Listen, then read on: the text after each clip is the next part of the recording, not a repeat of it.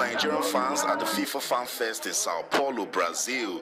Though the Super Eagles lost 3-2 to Argentina, they're excited the team made it to the round of 16. The final Group F match between the African champions and Argentina was made for the fans, and everyone that gathered at this FIFA Fan Fest had no regrets for not traveling to Porto Alegre to see the match.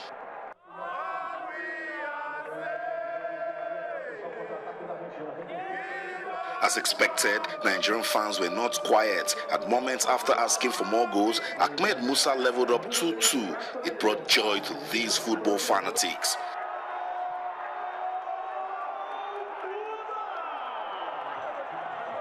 It was indeed an entertaining game, and it wasn't just the fans that enjoyed the moment. The players also had reasons to smile. It was also a nervy game. Even Argentine fans weren't 100% convinced their team will win. She's definitely having a good time watching her team play good football, but that was when the third goal was scored. I think Nigeria was a perfect team. It was a beautiful game to watch. So I'm really happy with this game. The party continued, but mother and child chose to keep away from the crowd. They had fun in their own space. Nigerian fans believe the Super Eagles can pull a surprise win over France. This World Cup has had lots of swings. Who would have thought that Costa Rica would have qualified? They came top in their group. England didn't qualify. Neither did Italy. So Nigeria did well to get there. Spain didn't qualify. Nigeria were tops, and guess what? We'll beat France. We do better every time. So believe in Nigeria, believe in the Eagles, and the Eagles will fly! A draw against Iran, win over Bosnia, and a defeat to Argentina has taken Nigeria to the round of 16 of the 2014 FIFA World Cup. But a stiffer test awaits them in the round of 16. With the quality shown against Argentina, the fans are optimistic that this Super Eagles team might just make it to the last 8. From the FIFA Fan Fest in Sao Paulo, Brazil, I'm Austin Okonakpan for Channels Television News.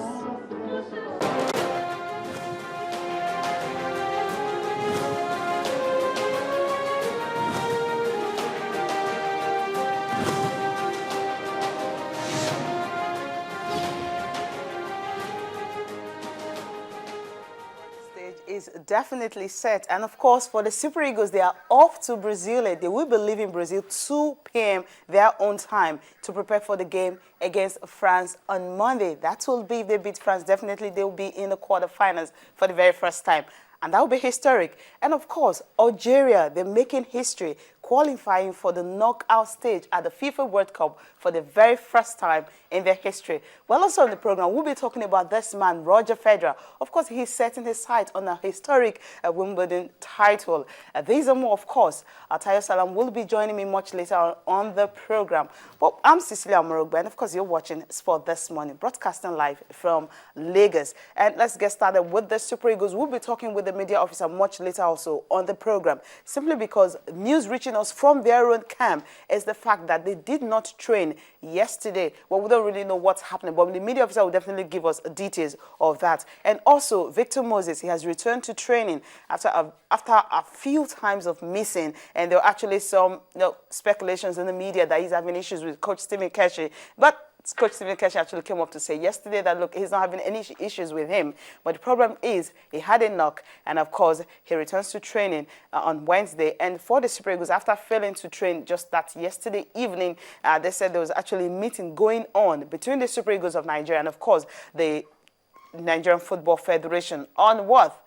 Well, bonus row. Definitely not what happened to Ghana is going to happen to Nigeria, but just a bonus row. And of course, they said they were able to resolve the issue. And by 2 p.m. today, they should be off to Brasilia to prepare for the game against France, and barring no circumstances. Of course, the media officer will tell us details of that. And just last night, we had that Algeria, of course, for the very first time qualifying for the knockout stage of a FIFA World Cup. Well, it's a good one for them. They needed a draw, and of course, they got what they wanted. And at the end of the day, they made it to the knockout stage, joining Nigeria. So it means that we have just 2 African countries at the second round of the World Cup. So definitely not a good outing for them. Everyone actually tipped Ghana, Côte d'Ivoire to make it to that knockout stage. Nigeria was not even given a look in by the rating done by FIFA and, of course, from other media across the world. But Nigeria and Algeria, surprisingly, are the team from Africa that are in the second round of the FIFA World Cup. Well, the Ghanaians, of course, were disappointed following what happened with the Solomon Taria and, of course, Kevin Prince Boateng sent off from the tournament. So it was a whole lot of issue. Okay, Ben Alaya is live for us now. Let's just listen to Ben Alaya before we actually bring you reactions coming from the Ghanaian fans. Good morning, Ben. Good morning, Cecilia. Good morning to Nigerians. So how are the players doing right now? What's the situation in camp? Yeah, they're doing good. God is well, everybody is healthy. But the Michael, who had that wrist operation, back with the team, is also looking healthy, though he may not take part in the team's games again. But everybody is well, and as I speak with you, we are planning to look for later this afternoon at about 2 o'clock. Okay, well, we heard the news that they did not train yesterday. What's actually the situation? What happened? Well, I think because of the healthy game we played against Argentina when we came back, we were able to train in the evening, but the players also had a fairly lengthy meeting that was even attended by the coach. So after that, I think the coach just decided that we should call up training team later today when we get to Brasilia. Okay, Victor Moses, what's the situation right now? Will he be fit for the game against France? He should be fit. He was looking sharp. He should have trained. We had trained yesterday. We expect him to return to training later today. Okay, Babatunde, we heard that he will be out for 3 weeks. How is he reacting to this, not being able to continue at the World Cup? That is part of football. Sad, but as it goes, the boy is taking it well in his strides. This is his first World Cup. He's still a young man. Those are the future of the national team, and I think he's looking forward to other tournaments. Of course, before you know it, the Nations Cup qualifiers are already around the corner. So I'm sure he's taking it in his stride. He has a long way to go. Now, let's talk about France. You actually watch all their games and all that. The first 2 games, 9 goals they scored, conceding just 3. How prepared is Stephen Keshi for France? It's not about Keshi, it's about the team. I think if you also saw our games against Iran, against Bosnia, against Argentina, you know that we can hold our own against any team in the world. We are ready for them. We give our all. I'm not the coach, but the spirit in camp. And for those who are even watching from home, you know that we've got a team that has got character to stand up to any challenge here in the World Cup. Okay, Ben, thank you very much for taking our time to talk to us this morning. Thank you, Cecilia. Thanks. Okay, you heard it all from Ben Alaya. Of course, really, the situation is actually okay in camp. They did not train because of the lengthy meeting they had with the football administrators. So hopefully we won't get what happened against Ghana. Okay, before I introduce Tayo, let's just listen to the Ghanaians, of course, how they reacted to the loss to Portugal.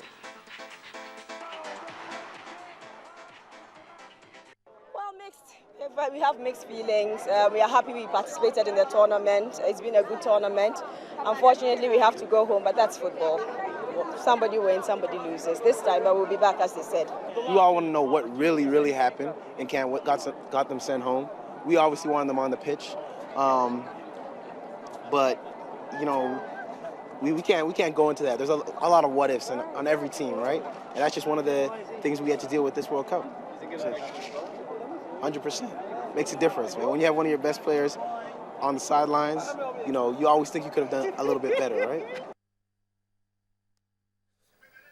Definitely not a happy one for the Ghanaians. With participation, it's okay for them, but that's what they are saying. Tayo Salam, Tayo, good morning. Morning, Cecilia. It's good to be here. It was a hard one today, but thank God I made it. Yeah, thank God you made it. Yeah. Okay, we don't have to go into all that. Now, Algeria, of course, they were able to qualify yesterday. They needed a draw, and of course, they got that. Awesome, awesome. Congratulations to Algeria. I thought they played very well. And even after going a goal down, I felt they were not going to capitulate. And they hung in there, and eventually that equalizer came in, courtesy Islam Slimani. That guy is a hero right now in the whole of Algeria. They've never been to this stage of the World Cup before. So it's a good one for them and for Africa as well. And the coach as well, too, special mention to him, Vahid Alihodic. He's done a great job ever since taking over of these Desert Warriors. So congratulations once again to Algeria. And hopefully they can try and go further in this competition, even though it will be a very hard task. Yeah, because their opponent is actually Belgium. That's the opponent. Yeah. So how difficult will it actually be for them? Yeah, for them, right? Well, the Americans are playing Belgium. No, definitely not Algeria. The Americans are playing Belgium. Now, Algeria, their next opponent, how difficult will it be for them? Yeah, right now for them, all they have to do is focus now. They should forget about the partying and the qualification now for the next round. It's all about being focused now for the next round of the competition. It will be very hard for them, obviously, because in this round of the competition, it gets really tough for teams, especially a team like them that have not been there before. So it will be very tough for them, hopefully. But I don't know, really. I really can't predict what's going to happen for them. It might just be the end of the road for them, but I think they've made... Getting to that second round is a good one for them. They've made good progress already. And you should remember that this is the first time they're actually trying out a foreign coach, and it's worked for them. It's working well for them, definitely. And of course, also through to the knockout stage, the Americans, of course, the USA, where they lost to Germany by a lone goal. But that was enough to see them through after Portugal and Ghana. That game ended in favor of Portugal. Cristiano Ronaldo scoring his 50th goal for the tournament. And of course, Asamoah Gyan also for him, making history as the first African to score 6 goals in a World Cup. For Barack Obama is actually praising the U.S. team for making it to the quarterfinals despite losing the last game to Germany. Let's listen to the American president.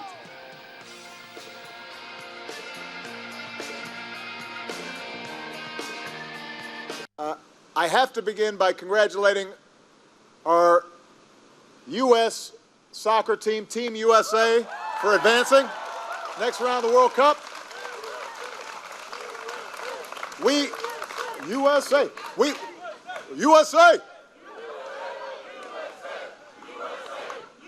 were in what's called the group of death. And even though we didn't win today, we were in the toughest grouping, and we got through, and so we've just still got a chance to win the World Cup, and we could not be prouder of them. They are defying the odds and earn a lot of believers in the process, and I want everybody on the team to know that all of us back home are really proud.